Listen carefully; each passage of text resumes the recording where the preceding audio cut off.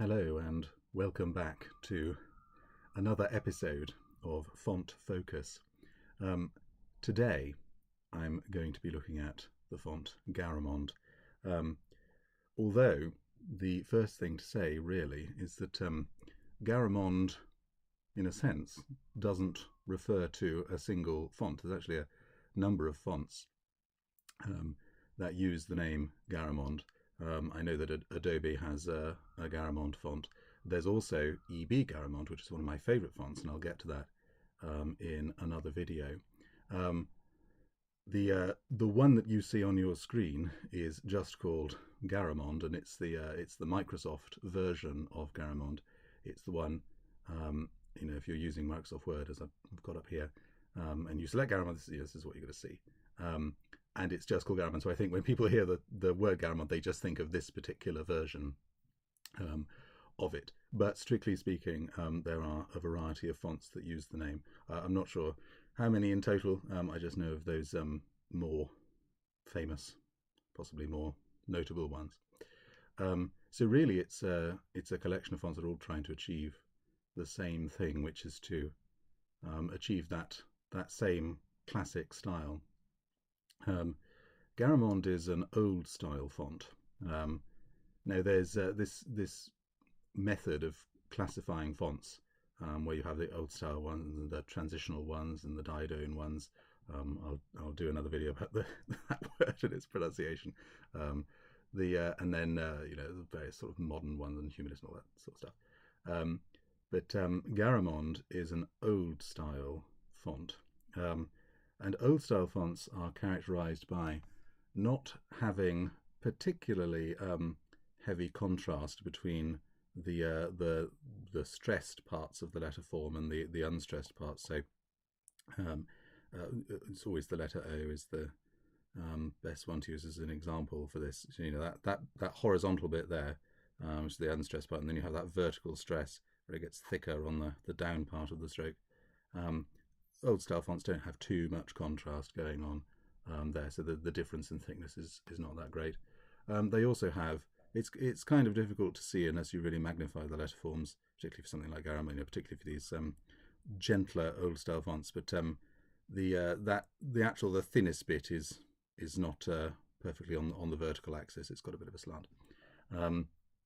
Whereas the Dino fonts have that vertical orientation. So broadly speaking, that's what characterizes old style fonts. Garamond is an old style font, and I think that Garamond has a sort of wonderful naturalistic, organic appeal to it. You when you look at the letter fonts, you look really closely at them, you can really feel as though you are looking at impressions made by that old metal type, even on these modern computers. But Garamond in general, I think it's a very nice font, very elegant. I have used Garamond, this version of Garamond. I've used it myself in books. I've also used other versions of it for various things. Actually, I mean, it's a bit of a diversion, but I will say that Microsoft's version of Garamond, what we're seeing here, is perfectly fine for books. It tends to look a bit thin when you're using it for other things. If you're using it for sort of general graphic design, if you're doing anything on the web, then it can look a bit thin and look a bit spindly. When I've made sort of graphics to go with books and things that I'm doing, if I use regular Garamond as the font in those graphics, it just sort of looks a bit thin and a bit, as I say, spindly. And so in that case, some of the other versions, such as EB Garamond, are a bit better. EB Garamond has a huge selection of font weights, which really gives it a boost. As I say, I think it's a tremendously elegant font. I've used it lots. I think it's very adaptable. The balance between the size of the uppercase letters and the lowercase letters is quite pleasant. The last video I made was about Times New Roman, and that has a sort of more boxier aesthetic, and the balance is not quite Right, but for Garamond, I mean, this is just a this is a very nice contrast between the uppercase and lowercase. The letter forms themselves, as I say, Garamond tremendously naturalistic. If we just make that F, and I'm going to get rid of all of that. We just make that F enormous. And actually this brings me on to one of the points I wanted to make. You see, this is quite naturalistic. There's it's not very geometric. This bit here, even though it looks quite when it's smaller, it looks quite rectangular. It's not a perfect rectangle. These two bits going off here, the two serifs, well, the serif, two serifs, going off. They're not symmetric. Even the curve here isn't symmetric. So that gives it a real feel as though it's been sort of carved from metal and stamped onto the page, which does it's just that's just very pleasant to look at. Something actually I didn't want to do that. Yeah, this version, Microsoft's version of Garamond, I don't know the history of Microsoft's version. I don't know when it was made or under what principles it was made. What were they intending it for exactly? Why did they make certain decisions? I don't know all of that, but one of what am I doing?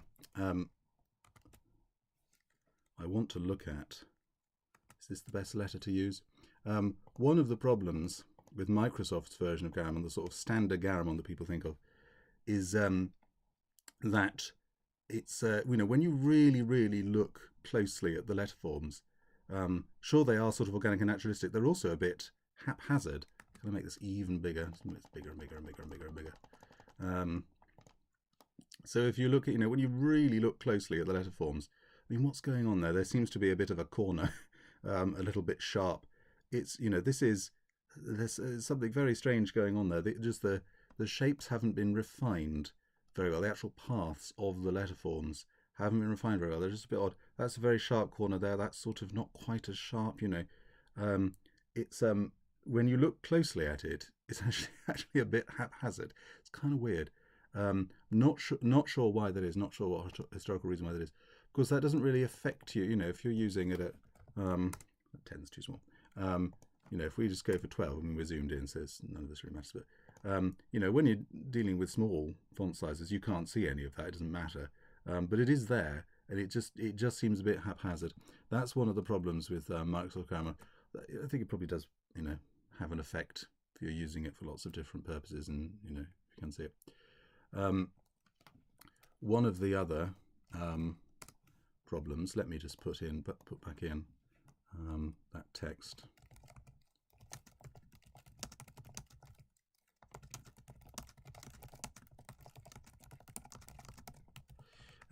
One of the problems, well, I've already said, it's quite spindly. One of the problems with Garamond, this version of it, is I think its italic variant is not great. We put that in italics. I think when you first look at it, it sort of seems fine. The more you look at it, the more wrong it looks. So the italic letter forms have quite a have quite a variance in their slant. I mean, look at the U and the M here. I mean, it's partly because that second stroke of the U is the final stroke, but they don't appear to be slanting by the same amount. This is very apparent if you look at an A. Look at that. I mean, blimey, like the different. They seem to have a tremendous difference in the amount of slant that they've got, a lot of these italic letters. Look at that X. What's going on there? That seems overly wide. It seems to not quite know how much it wants to slant by. This C is going a bit aggressive on the top. The more you look at the italic, the W, I have the W, and I think the W might have some kerning issues. I think in one of my books I've got an italic word, a word in an italic font near the start, and I think it's got a W in it. So, and I think I remember that having kerning issues. But it, the more you look at it, the more you just think, oh, it's just sort of things that are not quite right. That again, I get this the slant here on the J, being so different to the K and leaving all this space here. Um, as I say, the more you look at the italic variant of Garamond, you just think this is just all very unbalanced. And something like EB Garamond, all of that. So EB Garamond's italic is very, very nice. And it also has the greater font weights, greater selection of font weights. As I say, it's Garamond. It's a nice font, nice naturalistic old style font, absolute classic. But the Microsoft version of it looks a bit spindly. When it's actually on the page, just even in its regular form. If you print this on the page, it looks great here. It looks great at this large font size. If you're down at, I don't know, 11 or something, and we're zoomed in a bit here, if we just zoom out. Of course, this isn't, but actually it sort of looks fine there. I'm not sure if this version of it was made primarily for screens and not for printing, I don't know. But certainly when I've had this printed out in books, it can look a bit spindly, it can look a bit thin on the page, which the other ones don't necessarily. So those few things are a bit strange about this version of Garamond. But for the most part, this version, very usable, very nice to use, very dependable font. It's sort of, I'm always interested in the pairing between the font and the genre of the book, because it is such a classic font. It can pair with so many things. Fantasy, obviously, it's ideal for, but almost anything really it can be paired with. Absolute classic font, but with this version of it, a few oddities, which are solved by some of the other ones. EB Garamond, by the way, is a Google font. It's on Google Fonts, which makes it very accessible, very usable. The Adobe one, of course, is controlled by Adobe, and I got rid of all of my Adobe products, I don't know, was it a year and a bit ago? I can't even remember, but I just decided I want nothing to do with Adobe anymore. So I mention it, but I wouldn't encourage anyone to use it because it's Adobe.